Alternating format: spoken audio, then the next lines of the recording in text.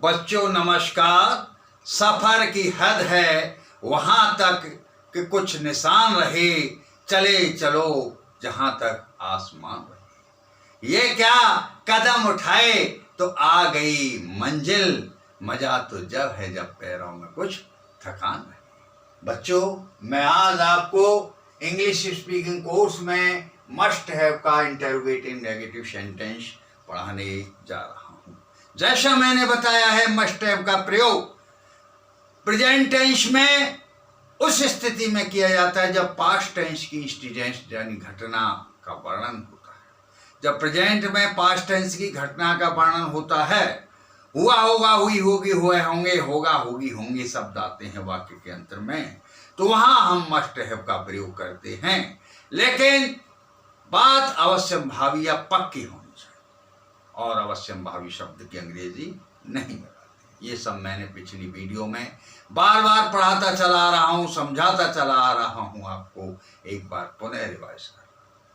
जिन्होंने मेरी पिछली वीडियो नहीं देखी है वो यूट्यूब चैनल पर इंग्लिश बाई हरीश बाबू डाल करके मेरी पिछली वीडियो को अवश्य देख लें और पढ़ लें। मैं अप्रैल से ही वीडियो बना रहा हूं, सैकड़ों वीडियो मैंने बना दिए हैं। आप उन वीडियो को देखिए, पढ़िए, रिवाइज करिए, समझिए, बार बार रिवाइज करिए। और मेरा आपसे नम्र निवेदन है कि अपने स्वास्थ्य का विशेष ध्यान रखें। Health is wealth. तो इस नियम को समझिए। देखिए, इसका फॉर्मूला होता है, सबसे पहले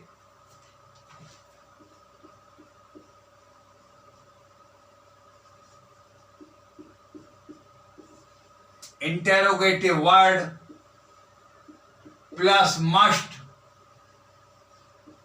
plus subject plus not oblique never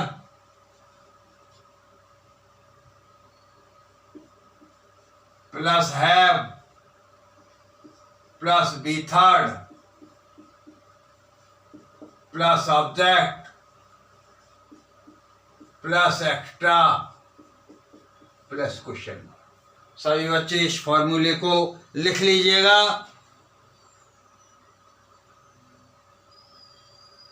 और समझ लीजिएगा, पहले प्रश्नवाचक शब्द कब, क्यों, क्या, कहां, कैसे। जब प्रश्नवाचक शब्द वाक्य के बीच में आते हैं तो उनकी अंग्रेजी पहले लगाते हैं, फिर मस्ट, फिर सब्जेक्ट, फिर नहीं के लिए नॉट, कभी नहीं के लिए नेवर, फिर है plus be third plus object plus extra. पहला, तुमने अपने गुरु की आज्ञा को अवश्य क्यों नहीं माना होगा। तुमने अपने गुरु की आज्ञा को अवश्य क्यों नहीं माना होगा। Why must you not have obeyed your teacher?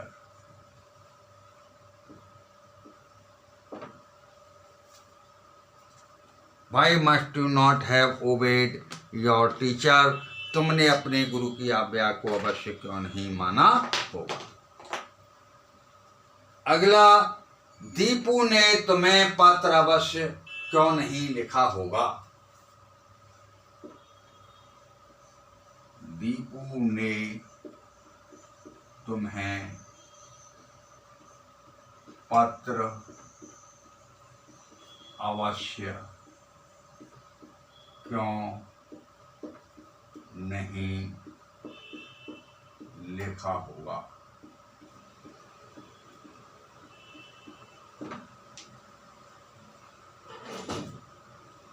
Why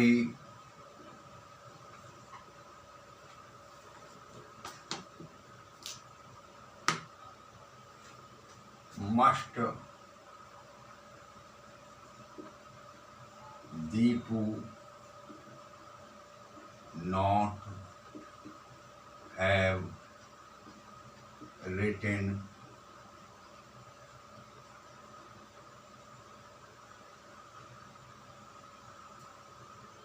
you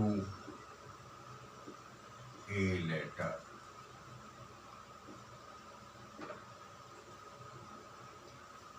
तीसरा है, हमने गंगा नदी में स्नान अवश्य क्यों नहीं किया होगा। हमने गंगा नदी में स्नान अवश्य क्यों नहीं किया होगा। Why must we not have bathed in the Ganga river?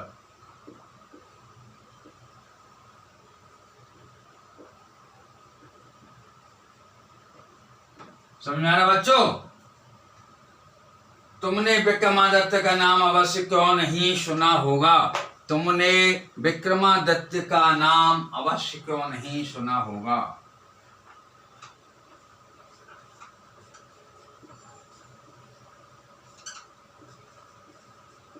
Vikramaditya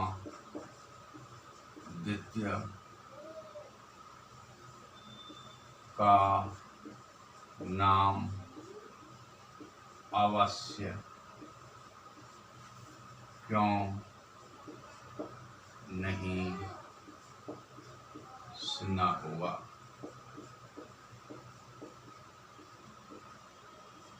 Why must you not have heard the name of Vikramaditya?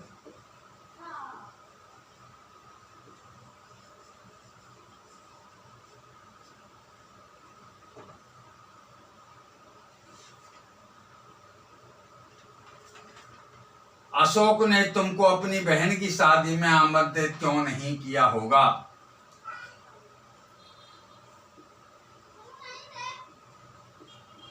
Ashok ने तुमको अपनी बहन की शादी में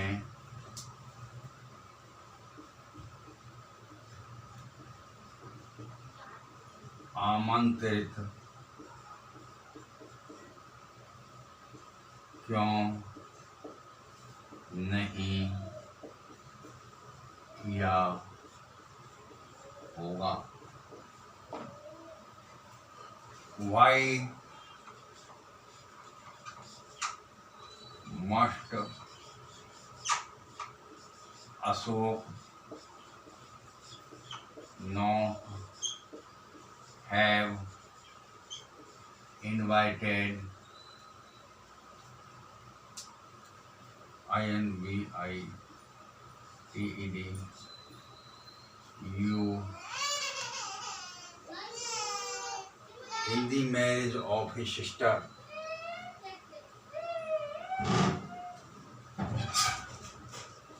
The marriage of his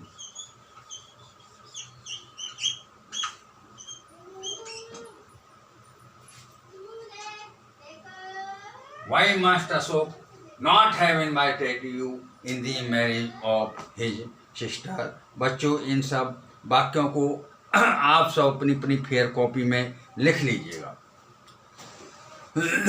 और फिर मुझसे समझ लीजिएगा। देखिए पहला वाक्य है, तुमने अपनी गुरु की आज्ञा को अवश्य क्यों नहीं माना होगा। Why must you not have obeyed your teacher? Obeyed your teacher. तुमने अपने गुरु की आज्ञा को अवश्य क्यों नहीं माना होगा।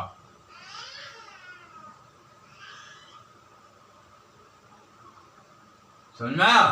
दूसरा, दीपू ने तुम्हें पत्र अवश्य क्यों नहीं लिखा होगा। Why must Deepu not have written you a letter?